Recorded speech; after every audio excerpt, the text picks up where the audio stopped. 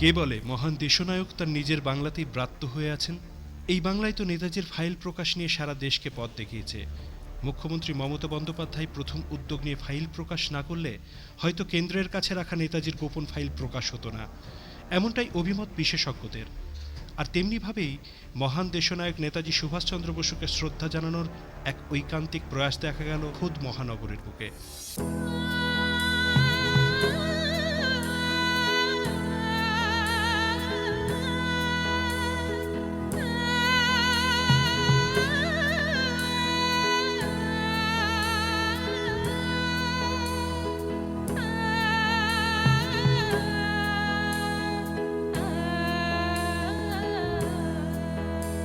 আজ ইতিহাস পাল্টে দেওয়ার সময় এসেছে,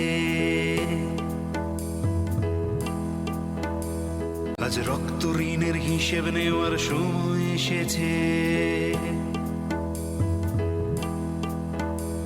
আজ ইতিহাস পাল্টে দেওয়ার সময় এসেছে, আজ রক্ত ঋণের হিসেব নেওয়ার সময় এসেছে। ये झूठा आजादी का कफन तुम तोड़ के आओ यार, ये झूठा आजादी का कफन तुम तोड़ के आओ यार।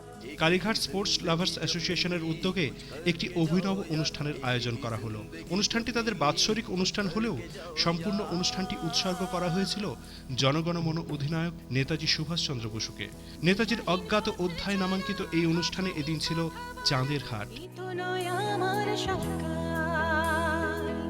দিশাহীন পথ চলা, ভাষাহীন কথা বলা, এ তো নয় আমার সরকার। মুখ্য অতিথি হিসেবে উপস্থিত ছিলেন বিখ্যাত ফুটবলার পিকে বন্দ্যোপাধ্যায় সহ আরও অনেক মান্যগণ্য অতিথিরা। ছিলেন নেতাজি গবেষক জয়ন্ত চৌধুরী এবং ভিশন 24-এর পরিবারের সদস্য তথা সুভাষ অ্যাক্টিভিস্ট অজয় চক্রবর্তী। অনুষ্ঠানের উদ্যোগ নিয়ে বলতে গেলে যে মানুষটির কথা না বললেই নয়, তিনি কালীঘাট স্পোর্টস অ্যাসোসিয়েশনের সম্পাদক স্বপন ব্যানার্জি বা সবার প্রিয় বাবুনদা। বাবুন ব্যানার্জি শুধু নেতাজি প্রেমী নন, নেতাজির অজ্ঞাত ইতিহাস উন্মোচিত করতে দীর্ঘদিন ধরে নিরলস প্রয়াস চালিয়ে আসছেন। নানান অনুষ্ঠানের মাধ্যমে বাবুনবাবু মহান দেশনায়ককে শ্রদ্ধা জানিয়ে আসছেন, তা গোটা বাংলার মানুষ বিভিন্ন সময়ে প্রত্যক্ষ করেছে। এই দিনের অনুষ্ঠানে আগত অতিথিদের সঙ্গে সম্বর্ধনা দেওয়া হয় ভিশন 24-কেও। ভিশন 24-এর পক্ষ থেকে অজয় চক্রবর্তী সেই সম্মান গ্রহণ করেন। সম্বর্ধনা দেওয়া হয় সুভাষ গবেষক জয়ন্ত চৌধুরীকেও। 70 বছর ধরে ভারতবাসী জানতে পারেনি নেতাজি গেলেন কোথায়। নেতাজি তো আমাদের হৃদয়ের ধন, আবেগের জায়গা। আপনারা জানেন, আমি হয়তো একটু যদি প্রসঙ্গের বাইরে বেরিয়ে যাই ক্ষমা করে দেবেন।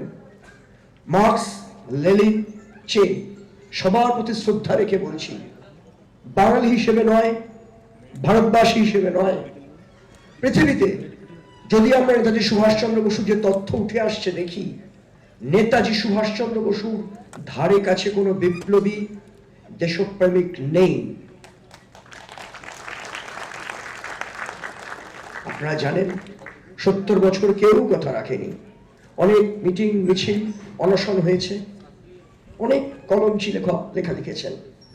আমি রাজনীতির লোক নই, গবেষণা করেছি। আমার গবেষণার বিষয়বস্তু ছিল নেতাজি সুভাষচন্দ্র বসু।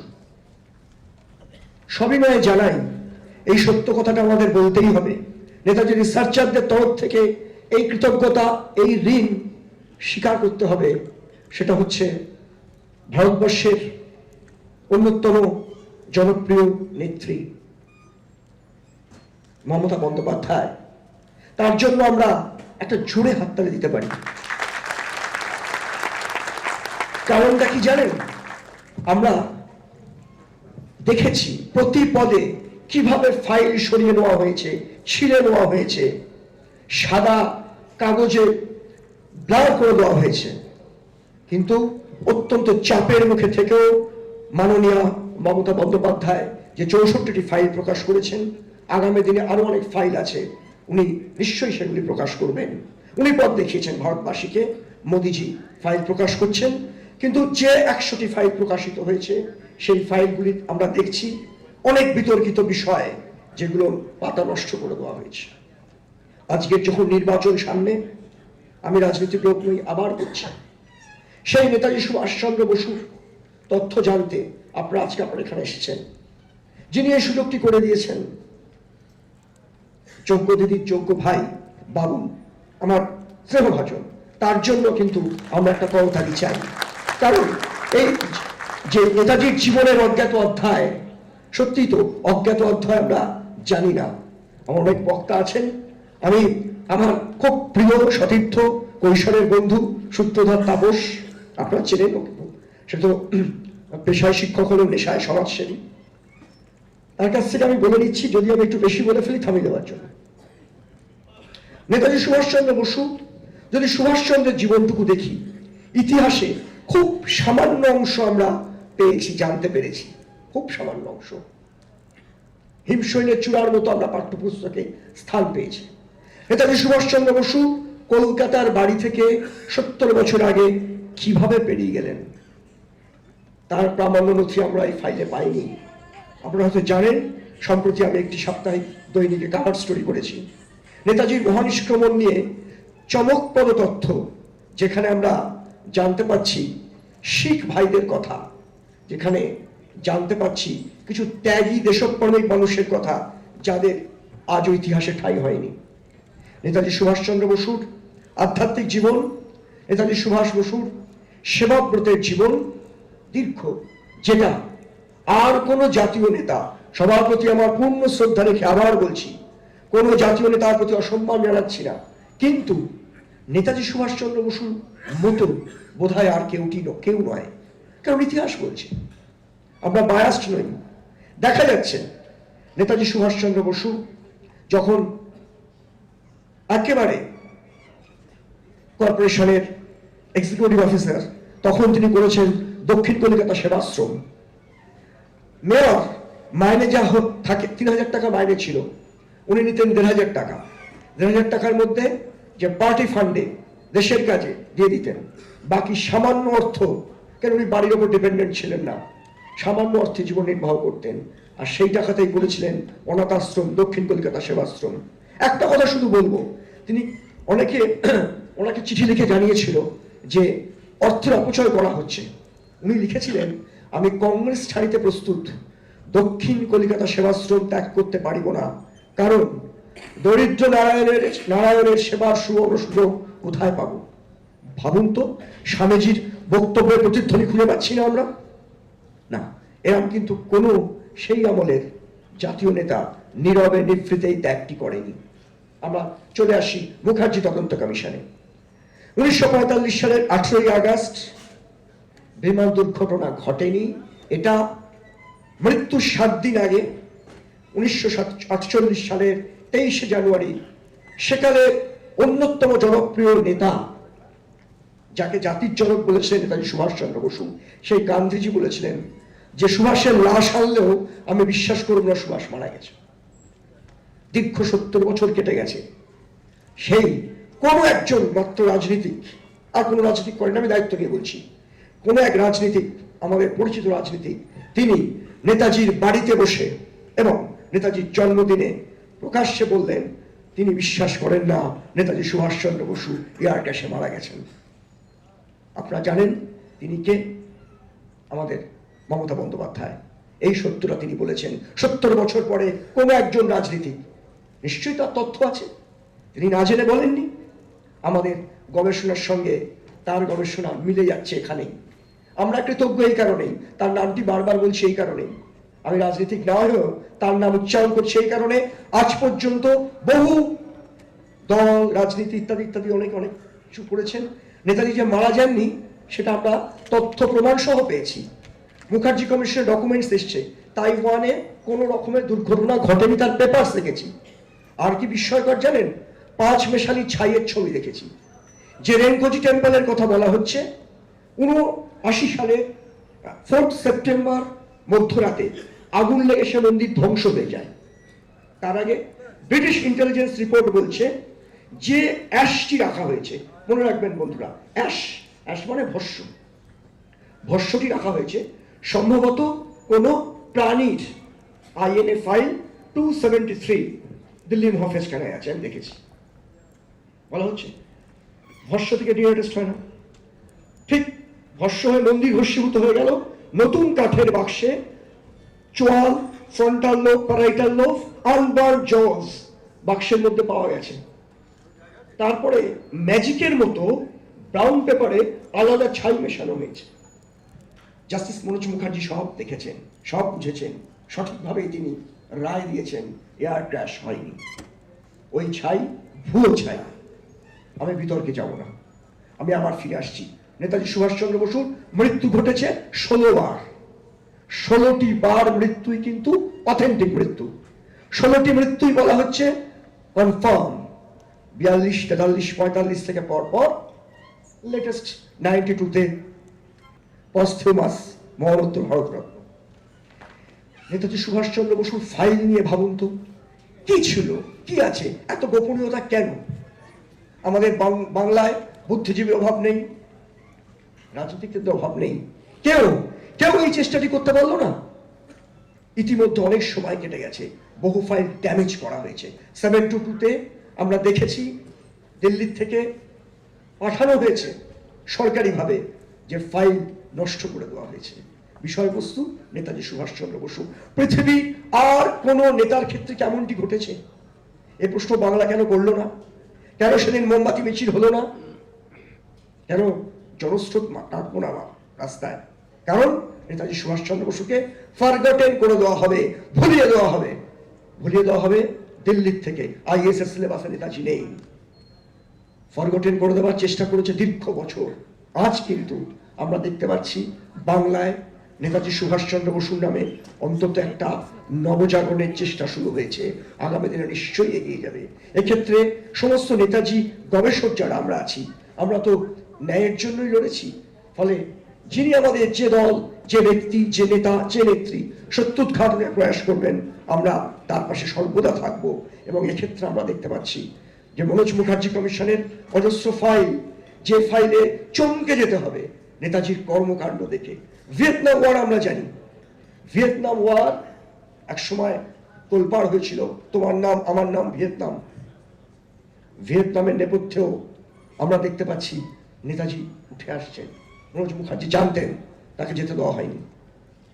রাশিয়ান অ্যাঙ্গেলে বলা হচ্ছে সোভিয়েত রাশিয়া নেতাজি মৃত্যু হয়েছে। না, মুখার্জি কমিশনের একজন সাক্ষী, তিনি ওথ নিয়ে অর্থাৎ শপথ নিয়ে বলছেন তিনি দেখেছেন নেতাজি সুভাষচন্দ্র বসুকে তৎকালীন সরকার একটি ছোট গাড়ি দিয়েছে, একজন দোভাষী দিয়েছে।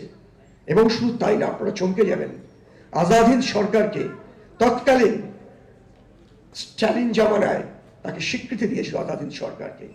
দুর্ভাগ্যের ভারতবর্ষের ইতিহাসটা একেবারে বিকৃত করে দেওয়া হয়েছে। এত তথ্য প্রমাণ মুখার্জি কমিশনে উঠে এসেছে, তাই 5 লাইনে লোকসভায় মুখার্জি কমিশনকে বাতিল করে দেওয়া হয়েছিল। আজকে অনেক সত্য উঠে আসছে, সেই সত্যের সূত্রটা ধরিয়ে দিয়েছেন রাজ্যের নেত্রী। আগামী দিন আরো তথ্য উঠে আসবে, আপনাদের জানাই। যেটা মনোজ মুখার্জি কমিশন ক্যামেরায় বলেছেন, 1945 সালের পর 85 সাল ফৈজাবাদের রামভবনে, জানেন আপনারা, খবর হচ্ছে দিল্লির কাগজগুলো করছে, বাংলার বহু গণমাধ্যম চুপ। চমকে যাওয়ার মতো তথ্য বেরোচ্ছে। যারা বলেন নেতাজি সন্ন্যাসী হতে পারেন না, যারা বলেন নেতাজি সাধু হবেন কেন, তাদের জ্ঞাতার্থে জানাই নেতাজি তো বিবেকানন্দের প্রতিরূপ। তিনি 100% সাধু। আমাদের দেশের একটা জিনিসের অভাব আছে। আমাদের দেশে যেমনটি আমাদের মাননীয় পিকে ব্যানার্জি বললেন, সব আছে আমাদের দেশে, কি নেই? একটা জিনিসের অভাব দেখা যাচ্ছে, জ্বলন্ত দেশপ্রেমের অভাব আছে, বার্নিং পেট্রিয়টিজমের অভাব আছে। একটা জাতি চোর হতে পারবে না, চুরি চামারি করবে না, ঠকাবে না, যদি তার মধ্যে সত্যিকারের দেশপ্রেম থাকে। পলিটিক্যাল সায়েন্সের লোকেরা বলবেন আমি জিঙ্গোইজমের কথা বলছি, তা কিন্তু নয়। দেশপ্রেম এবং নেতাজি সমার্থক। যদি আপনারা যে ফাইলগুলো বেরোচ্ছে, যে সমস্ত ট্রেজারি বক্স ফৈজাবাদে অযোধ্যা রামকথা ভবনে রাখা হচ্ছে, আগামী মে মাসের পর আপনারা গেলে দেখতে পাবেন নেতাজি সুভাষচন্দ্র বসু বিভিন্ন চিঠি, নথি, সেখানে পরিষ্কার সদ্গুরুদেব, ফকির সন্ন্যাসী, আরো বহু নামে সুভাষচন্দ্র বসু উঠে এসছেন, তার হাতের লেখা।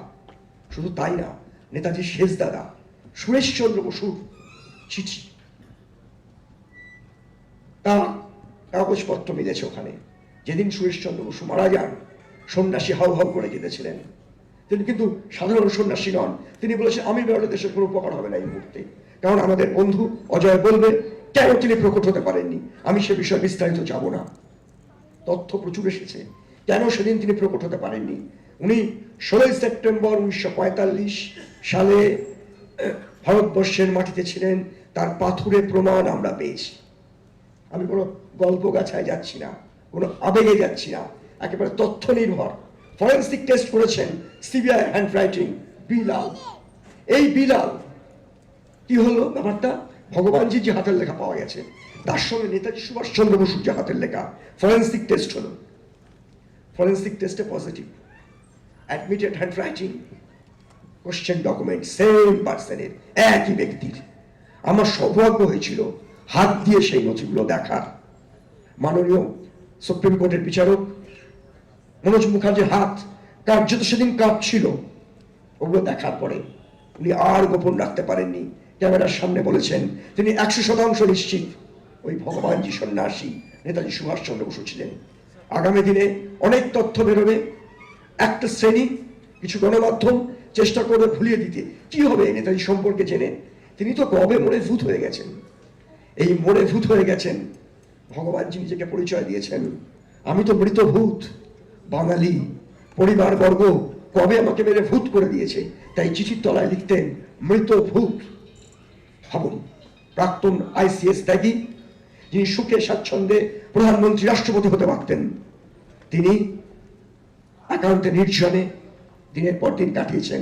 আজাদ হিন্দের লোকেরা একান্ত গোপনে কতখানি স্যাক্রিফাইস করেছেন, যে তথ্য জানতে পারেন আপনাদের চোখে জল চলে আসবে। আমাদের ভিশন 24 ক্যামেরায় আমরা তুলে এনেছি বহু তথ্য, যে নেতাজি সুভাষচন্দ্র বসুকে নিয়ে কেউ কথা রাখেনি। দীর্ঘ 70 বছর কেউ কিচ্ছু করেনি, জানতে দেওয়া হয়নি। নেতাজি সুভাষচন্দ্র বসু সম্পর্কে জানতে দেওয়া হয়নি। অজস্র নথি কি বলা হচ্ছে? বলা হচ্ছে প্রতিবেশী দেশের সঙ্গে নাকি সম্পর্ক খারাপ হয়ে যাবে। নেতাজিকে বলি দিয়ে আমরা বন্ধুত্ব নষ্ট করব? এ কেমন বন্ধুত্ব? আমি চাই, সময় নিয়ে নিচ্ছি বেশি, আমি ছোট করে দিচ্ছি। নেতাজি সুভাষচন্দ্র বসু যে আধ্যাত্মিক ছিলেন, যদি কনক্লুশন টানি, ওনার মতো ব্যক্তিত্ব ভারতবর্ষে কেন বিশ্বের ইতিহাসে বিরল।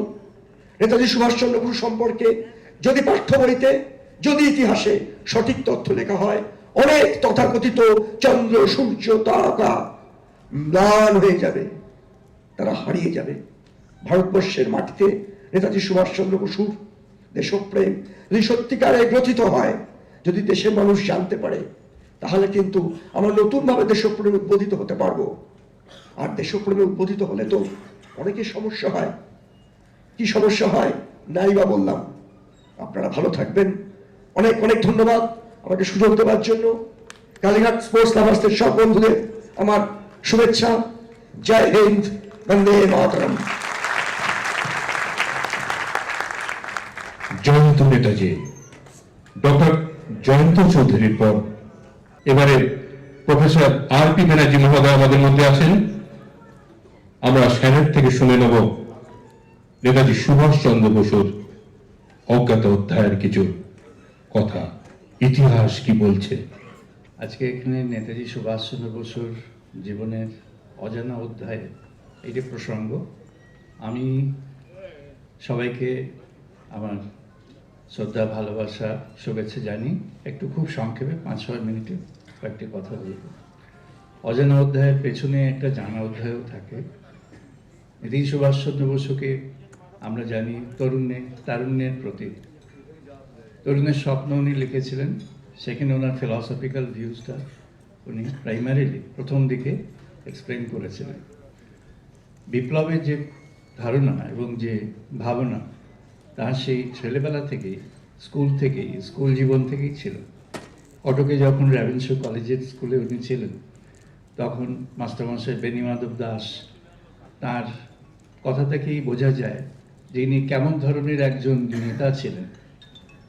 যখন সহকর্মী, সহপাঠী তাদের কোনো সমস্যায় পড়তে হতো বা পড়তো, তিনি তাদের সমস্যাগুলো নিজের সমস্যা বলে আত্মস্থ করে নিতেন। কলকাতায় এসে কলকাতার কলেজেও একই ঘটনা ঘটেছিল, প্রফেসর ওটেনকে কেন্দ্র করে ঘটনা একই ঘটেছিল।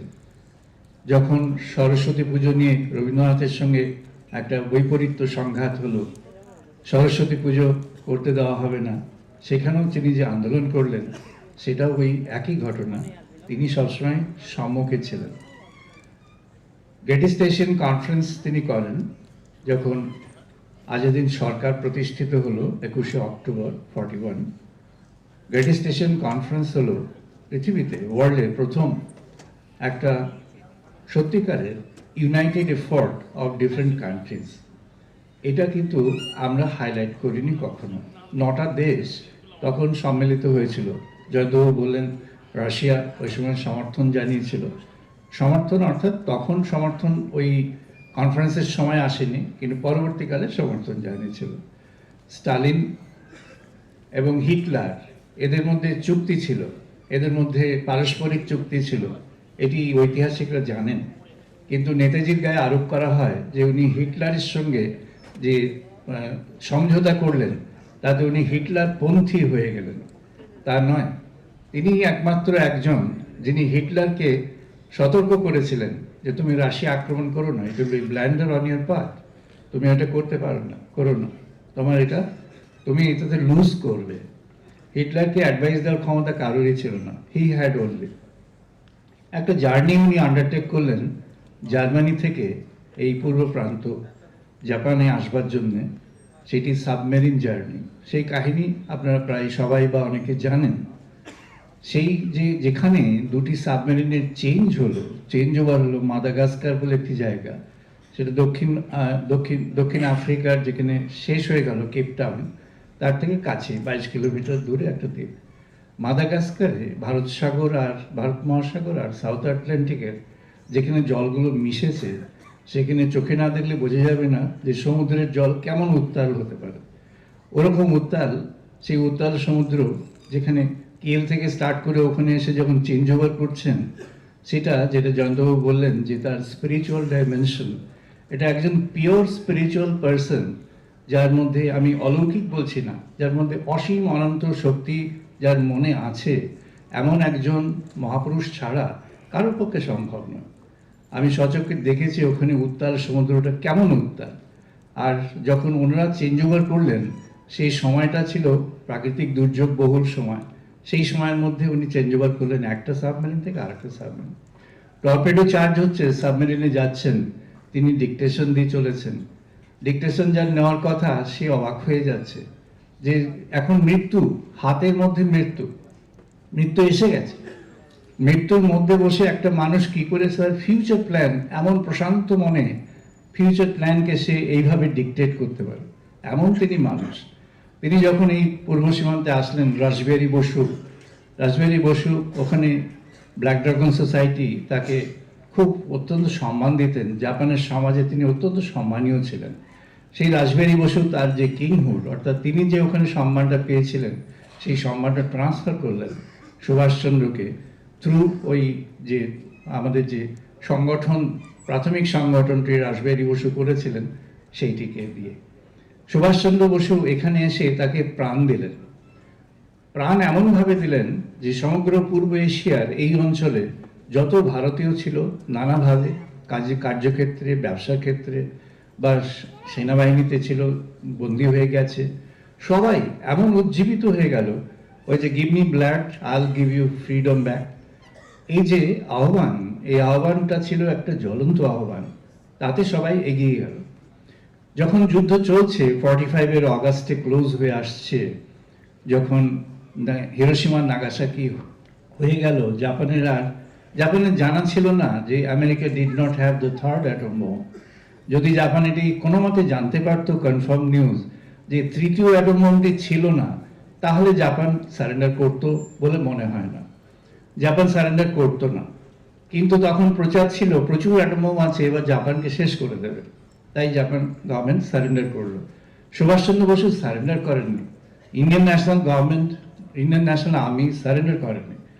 তার যখন এখানে ইম্ফল মণিপুরে যখন পতন হচ্ছে, যখন উপর থেকে বম্বিং করছে, আমেরিকান বম্বাসরা এসে বম্বিং শুরু করলো, দ্যাট ওয়াজ আ সিচুয়েশন যখন উনি নিজে রণাঙ্গনে ফ্রন্টিয়ারে আছেন, উনি কখনো পেছনে থাকতেন না, ফ্রন্টিয়ারে আছেন।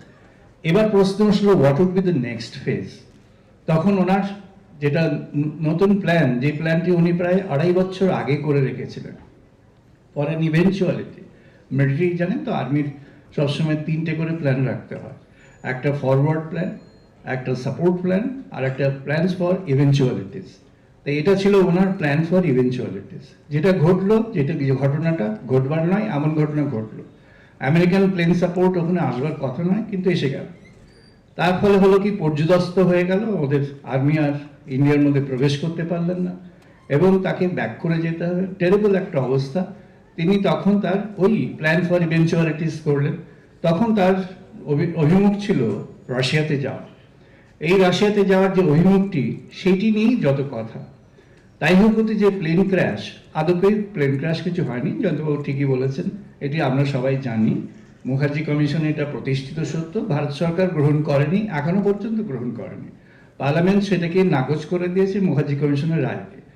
কারণ মুখার্জি কমিশন তখনই রায় সিদ্ধান্তে এসে গেল যে তার যে টার্মস অফ রেফারেন্স ছিল, তার মধ্যে প্রধান ছিল যে প্লেন ক্র্যাশ হয়েছে কিনা। প্লেন ক্র্যাশটাই হয়নি, কোনো প্লেন ক্র্যাশই হয়নি। তা প্লেন ক্র্যাশ যেখানে হয়নি, সেখানে মারা যাওয়ার প্রশ্নটি উঠছে কেন? আর ছাইটাই যা ছিল সব সাজানো গল্প। ওনার এটা ছিল সবসময় একটা কামোফ্লেজ। উনি সবসময় একটা কামোফ্লেজের মধ্যে ছিলেন। যখন এখান থেকে এলগিন রোড থেকে নিষ্ক্রমণ, তখন একটা কামোফ্লেজ। যে ইনফরমেশনটা পুলিশের কাছে এসেছিল, সেটা জাস্ট অপোজিট ডিরেকশনের ইনফরমেশন। উনি যেদিকে গেছেন তার বিপরীত দিকের যদি বিশ্বাসটা হয়, এমন করেই ইনফরমেশনের ইনপুটসগুলো ছিল। ডাইরেক্ট ইনফরমেশন না, ইনপুট। যে গোয়েন্দারা কষ্ট করে ইনফরমেশনটা পেলো, তাহলে বুঝলো হ্যাঁ এটাই সঠিক, সেরকমভাবে। তো যাই হোক, উনি সেই যে নিষ্ক্রমণ, যার ইতিহাস সিদ্ধ এখনো পর্যন্ত কোনো পথ আসেনি, কিন্তু অনুমান ভিত্তিক এবং নানাভাবে প্রমাণ এসে গেছে। এখন নানা প্রমাণ এসে গেছে, যে প্রমাণগুলো দিয়ে আপনি প্রায় 90s অব্দি প্রমাণগুলো সিকোয়েন্সে সাজাতে পারেন, এবং সেগুলো মোটামুটি সিকোয়েন্সিয়াল প্রমাণ। যেটি ভগবানজির কথা হয়েছে, ভগবানজির কথা ওই মুখার্জি কমিশনও রেফার্ড হয়েছে, প্রচুর নথি এসছে। সেখানে গিয়ে যারা দেখে এসছেন, আমরা যখন দেখে এসছি আমরা জানি it is a confirm thing. সেখানেও একটা মৃত্যুর রহস্য দেওয়া আছে। সেই মৃত্যুর রহস্যটা কতটা কার্যকরী, অথবা কামোফ্লেজ কিনা, সেটা একটু বিচার করলেই বোঝা যাবে। ওখানেও যে ভগবানজির যে মৃত্যুর রহস্যটা দেওয়া হয়েছে, সেই রহস্যটাও সত্যি রহস্য, সেটা সত্যি সঠিক নয়। কারণ সেখানে আফটার দ্যাট তার যে এভিডেন্স, সেই এভিডেন্সগুলো আসেনি। এরকমভাবে আমার যেটা মনে হয়, নেতাজি সুভাষচন্দ্রকে যদি আমরা স্মরণ করতে চাই, মনন করতে চাই, গ্রহণ করতে চাই, তাহলে তার যে ফিলসফিক্যাল ভিউ, তার যে ভিউ অফ লাইফ, তার যে ফিলসফি অফ লাইফ, সেটিকে যদি আমরা নিতে পারি, তাহলে আমাদের জাতি সত্যি তাতে গর্বিত হবে, উপকৃত হবে। আমাদের যুব সমাজ, আমাদের সামগ্রিকভাবে সমাজ উপকৃত হবে। অনেক প্রবলেম যেগুলো আমরা স্বাধীনতার পরে ফেস করছি, উনি বলেছিলেন India ফ্রিড means humanity save. He had a world in his view, একটা গ্লোবাল ভিউ ছিল, একটা গ্লোবাল হিউম্যানিস্টিক ভিউ ছিল, নন ডিফারেন্সিয়াল একটা হিউম্যানিস্টিক ভিউ ছিল। তার একটা পরম বিপ্লবের একটা ভিউ ছিল। তার বিপ্লবের ভিউটা আনকম্প্রোমাইজিং, যেটা পরবর্তীকালে কম্প্রোমাইজে ভরে গেল দেশটা।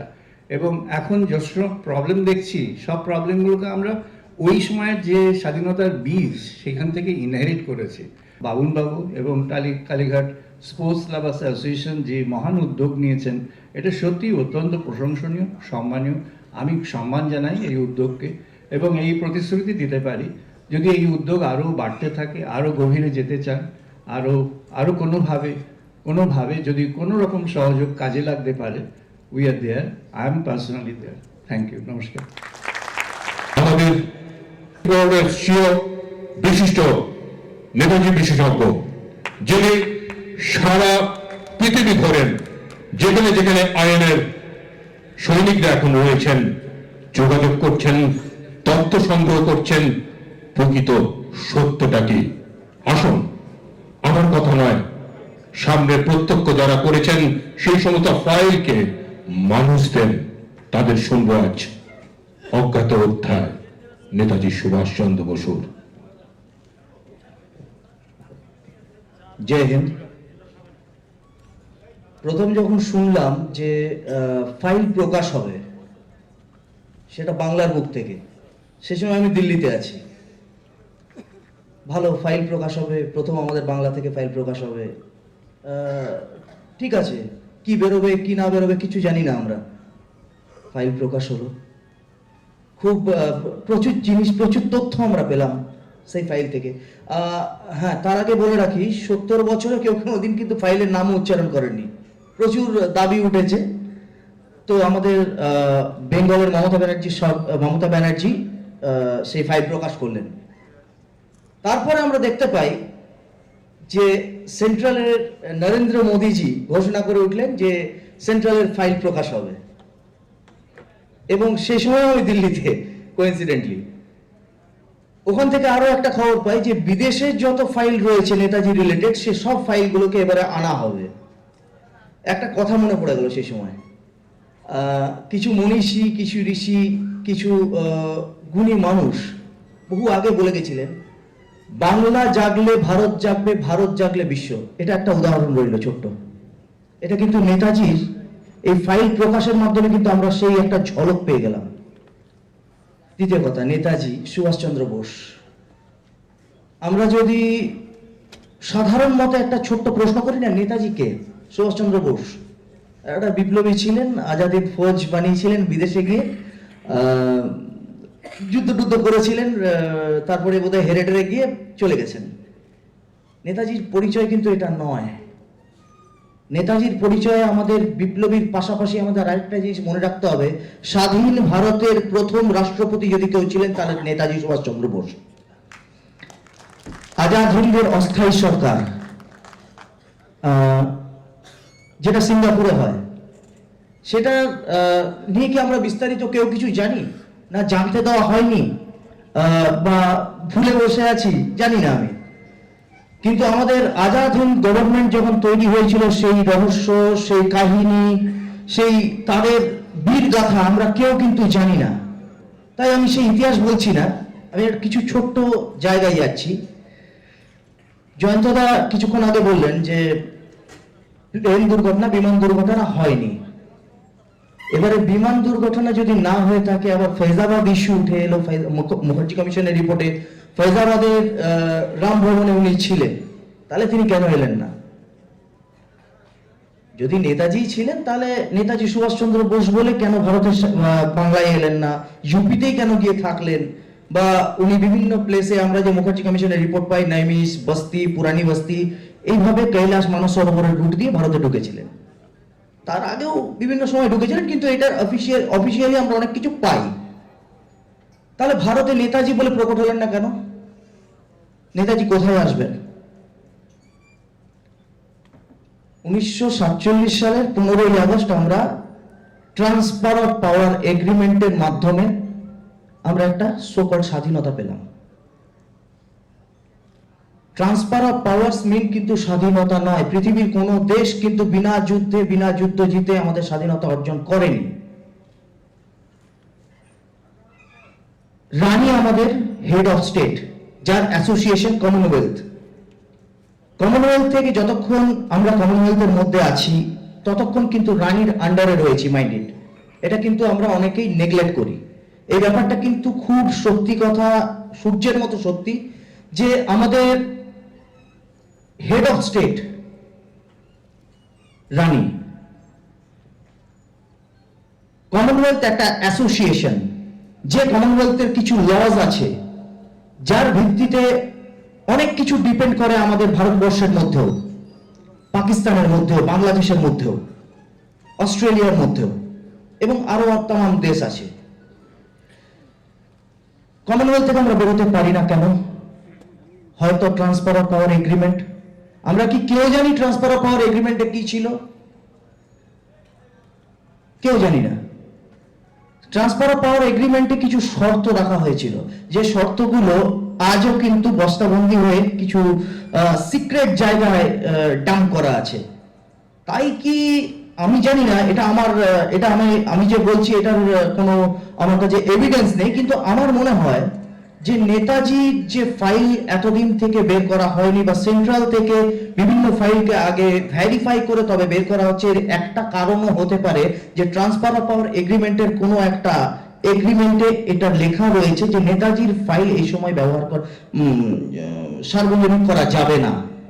গেলে কি হবে?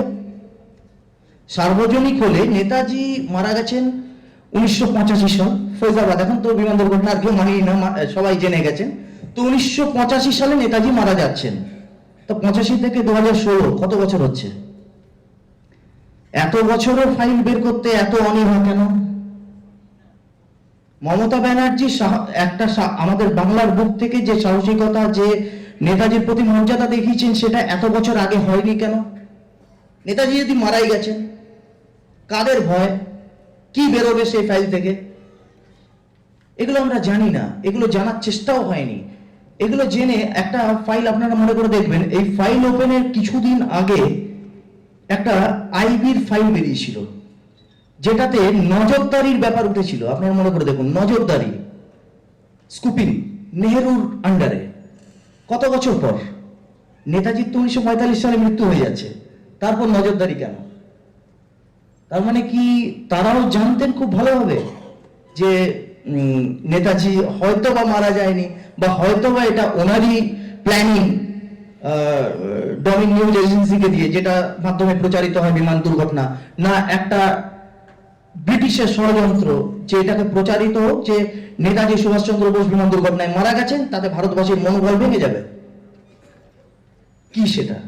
এটা জানতে হলে আমাদের দেখতে হবে যে নেতাজি সাবজেক্টটাতে অনেকেরই আমাদের অ্যালার্জি রয়েছে। আমি শুধু বাংলার কথা বলছি না, সারা ভারতবর্ষ আমি ঘুরছি এবং বিদেশেও যাচ্ছি। বেশ কিছু মানুষ নেতাজি 117 বছর বয়স, আপনি কি বলছেন? এখনো কি? আমি এখনকার কথা বলছি না, আমি হয়তো উনি মারা গেছেন, হয়তো উনি নেই। তো নেতাজি 117 বছর বয়স, যদি 100 বছরই হয়, তো সাধারণ মানুষের একটা বায়োলজিক্যালি কি করে বলা হতে পারে যে নেতাজি বেঁচে ছিলেন এতদিন?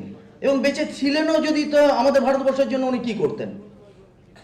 ওনারা হয়তো ভুলে যাচ্ছে যে নেতাজি কোনো মানুষ, যদি বলি ছোটখাটো একটা মানুষ বলি না, তাহলে খুব কম বলা হবে, একটা বিপ্লবী মানুষ। নেতাজি কিন্তু সুপারম্যান, আমার মতে নেতাজি ইজ আ সুপারম্যান। ভারতবর্ষের মধ্যে, ভারতবর্ষ কি তামাম পৃথিবীর মধ্যে এমন কোন বিপ্লবী ছিলেন না, এমন কোন মানুষ ছিলেন না যে বিদেশে গিয়ে সৈন্য সামন্ত নিয়ে ফৌজ গঠন করে ইংরেজদের বিরুদ্ধে যুদ্ধ করেছিলেন। সাবমেরিনের ঘটনা যেটা আপনারা শুনলেন, পৃথিবীর কোনো এমন লোক নেই, এমন লোককে আপনারা দেখেছেন যারা এরকম দুঃসাহসের পরিচয় দিয়েছিলেন শুধু নিজের দেশ মাতৃকাকে শৃঙ্খল মুক্ত করতে? কেউ একজনকে বলুন না, সবাই মান্য। অনেকে রয়েছেন আমাদের ভারতবর্ষের মাটি থেকে, প্রচুর বিপ্লবী হয়েছেন যারা ভারতের জন্য অনেক কিছু করেছেন, কিন্তু নেতাজি এক্সেপশনাল। এই কথাটা আমি জোর দিয়ে বলছি, দায়িত্ব নিয়ে বলছি, কেউ নেই। এবং ফৈজাবাদের যে এখন যে ট্রেজারি খুলে যে ফাইলস বের হচ্ছে, এটা থেকে আমরা আরো অনেক জিনিস জানতে পারবো। যে ফৈজাবাদের গুমনামি বাবা, এখনো কিন্তু এটা তো কোশ্চেন মার্ক লাগছে, কি যন্ত্রদা বলেছেন কিছুটা, এটা তো কোশ্চেন মার্ক লাগছে, না ফৈজাবাদের গুমনামি বাবা নেতাজি নয়। কারণ বেশ কিছু লোকজন সেটা বলেছিলেন যে না, গুমনামি বাবা নেতাজি নয়, এটা একটা মানে গসিপ তৈরি হচ্ছে, একটা ছোট একটা কন্ট্রোভার্সি তৈরি করার জন্য এটা বলা হচ্ছে, নেতাজি গুমনামি বাবা নেতাজি নয়। তাহলে কে ছিলেন গুমনামি বাবা? তারা দয়া করে বলে দিক, দয়া করে তারা বলে দিন গুমনামি বাবার পরিচয় কি। এবং গুমনামি বাবা যদি 1985 সালে মারা গেছেন, তার কোনো প্রমাণ, তার কোনো ছবি, আর্মি ক্যান্টনমেন্টের ভেতরে তার সমাধিস্থ করা হচ্ছে, তার ডেথ সার্টিফিকেট কোথায়? কিছুই তো নেই। তাহলে আপনারা কি করে বলতে পারেন যে নেতাজি মারা যাচ্ছে? তাই আমি আর বেশিক্ষণ কিছু আপনাদের সময় নেব না। আমি একটা কথা বলছি, ট্রেজারি খুলে গেছে, 1985 সালের পুরো ঘটনা আমরা জানতে পারবো। 1985 সালের এই ঘটনা যদি প্রমাণ করে দিতে পারে যে গুমনামি বাবা ছিলেন নেতাজি, তাহলে কিন্তু এটাও বলার অপেক্ষা রাখে না যে 1985 সালে যে তার মৃত্যু হয়েছে তারও প্রমাণ আমরা চাই। তাছাড়া আপনি অফিসিয়ালি বলতে পারেন না যে নেতাজি মৃত। জয় হিন্দ। ধর্মেন্দ্র চক্রবর্তী মহোদয়। এই আলোচনা সভার পর আমাদের কথায় গানে নৃত্যের অনুষ্ঠান রয়েছে, আপনাদের সবার সহযোগিতা চাই। নমস্কার। কিছুদিন আগে পাঞ্জাবে গিয়েছিলাম। সেই মুহূর্তে যে একটা ছবি ভেসে উঠল পর্দায়, তিনি হলেন নেতাজি সুভাষচন্দ্র বসু। তখন হল শুদ্ধ সবাই উঠে দাঁড়িয়ে বিপুল করতালি দিলেন। অর্থাৎ আমাদের মনের মধ্যে, আমাদের আবেগের মধ্যে, আমাদের হৃদয়ের মধ্যে নেতাজি সুভাষ লেখা রয়েছে। অর্থাৎ নেতাজি সুভাষ তরুণদের ডাক দিয়েছিলেন। ডাক কেন দিয়েছিলেন? তরুণরাই বিপ্লব আনতে পারে, তরুণরাই দেশকে মুক্তি আনতে পারে। সেই মুক্তির আন্দোলনে একমাত্র মুক্ত প্রতীক তিনি হলেন নেতাজি সুভাষচন্দ্র বসু। তাই তিনি দেশপ্রেমের কথা যখন ওঠে, তখন নেতাজি সুভাষ যখন প্রেসিডেন্ট পড়ছেন, তখন যিনি ওঠেন সাহেব যখন তার বিরুদ্ধে, অর্থাৎ ভারতবাসীর বিরুদ্ধে যখন গর্জন করে উঠেছিলেন, তখন কিন্তু সেই ক্লাসের থেকে উঠে দাঁড়িয়ে বলেছিলেন, আমি এই নেটিভকে আমি পছন্দ করছি না। সেদিন হয়তো প্রেসিডেন্ট কলেজ থেকে তাকে সরিয়ে দেওয়া হয়েছিল, কিন্তু এক জায়গায় তিনি দাঁড়িয়েছিলেন, যে বলেছিলেন যে আমি ভারতবাসী, ভারতবাসী আমার প্রাণ, ভারতবাসী আমি আমার জন্মভূমি, সেখান থেকে আমি, তুমি যদি আমাকে অপমান করো, সেই অপমান আমি কোনোভাবেই সহ্য করতে পারবো না। আর নেতাজি বললেন কি? বললেন যে আজাদ হিন্দ, অর্থাৎ আমরা স্বাধীনতা চাই। এই স্বাধীনতা কারা দিতে পারে? যারা বিপ্লবে অগ্নিদূত হতে পারে, অর্থাৎ বিপ্লবের মধ্যে দিয়ে নতুন জাগরণ আনতে পারে, সমাজের একটা নতুন পরিবর্তন আনতে পারে। সেই পরিবর্তনের ডাক দিয়ে তিনি সেদিন কিন্তু ভেবেছিলেন যে ভারতবর্ষে যদি নতুন সূর্য উদিত হয়, সেই নতুন সূর্যের সমস্ত সৈনিক হবে তরুণ সমাজ। তাই যখন ত্রিপুরা কংগ্রেসে তিনি যখন সভাপতি পদে যখন দাঁড়িয়েছিলেন, অনেকেই চাইছিলেন না, তখনকার দিনে যে নেতাজি সুভাষ অর্থাৎ সুভাষচন্দ্র বসু সভাপতি হবে কংগ্রেসে, এটা হতে পারে না ভারতবর্ষে। না, সেদিনও প্রমাণ করে দিয়েছিলেন, যদি আমার মধ্যে ইচ্ছা থাকে, আমার মধ্যে যদি স্বপ্ন থাকে, আমার মধ্যে যদি কোনো অঙ্গীকার থাকে, সেই অঙ্গীকার কিভাবে জয় করতে হয় সেটা আমার জানা আছে। সেদিন কিন্তু অন্যান্য যারা সেদিন কংগ্রেসের সদস্যরা ছিলেন, সেদিনকে নির্বাচিত করেছিলেন নেতাজি সুভাষচন্দ্র বসুকে সভাপতি হিসাবে। তাই আজকে আমরা নতুন করে ভাবনার আকাশটা দেখতে পাচ্ছি। কেন দেখতে পাচ্ছি?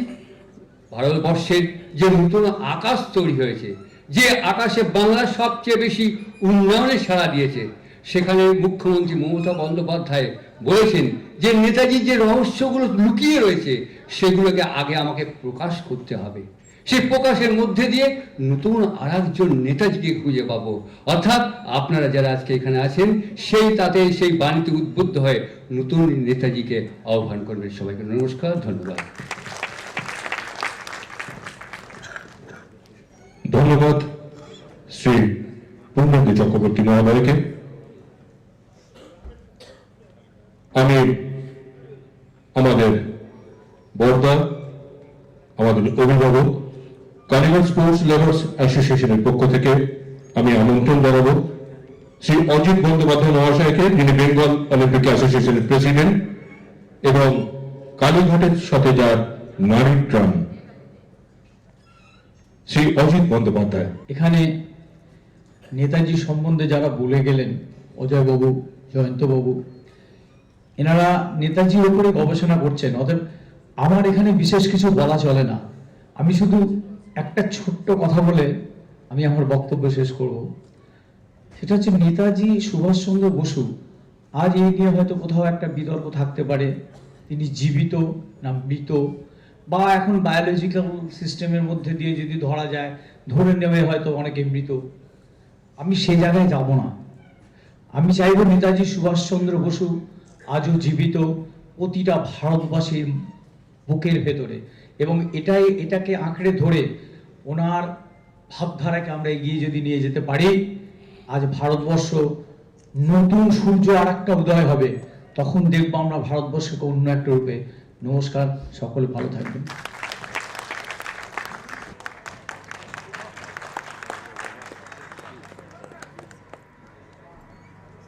জয় হে, দিল্লি চলো, তোমরা আমায় রক্ত দাও, আমি তোমাদের স্বাধীনতা দেব। জয় হিন্দ। স্বাধীনতা দানে পাওয়া যায় না, স্বাধীনতা অর্জন করতে হয়। জয় হিন্দ।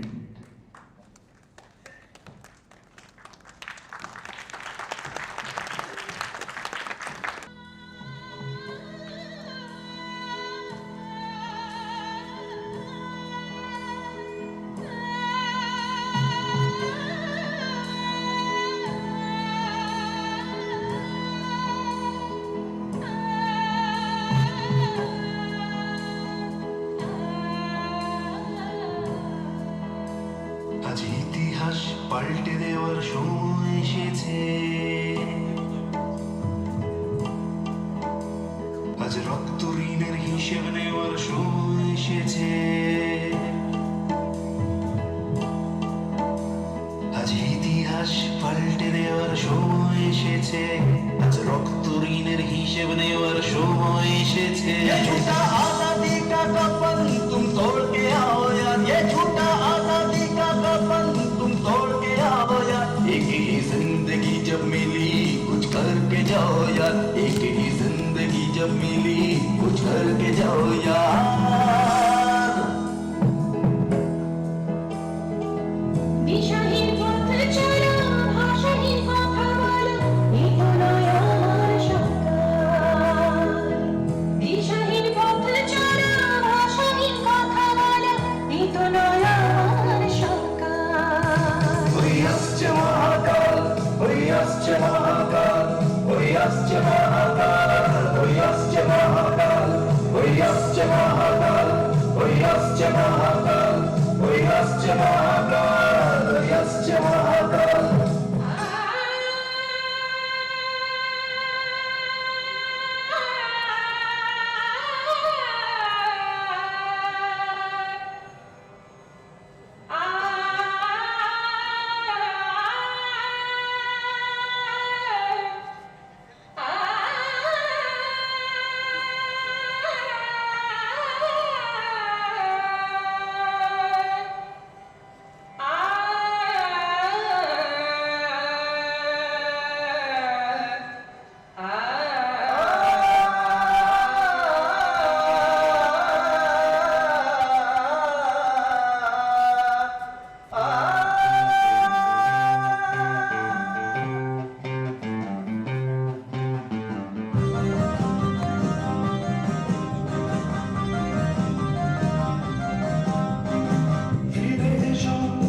ফিরে এসো, কোথায় আছো তুমি? কুয়াশা ঘেরা অন্ধকারে কাঁদছে স্বদেশ ভূমি। ফিরে এসো, ফিরে এসো, কোথায় আছো তুমি? কুয়াশা ঘেরা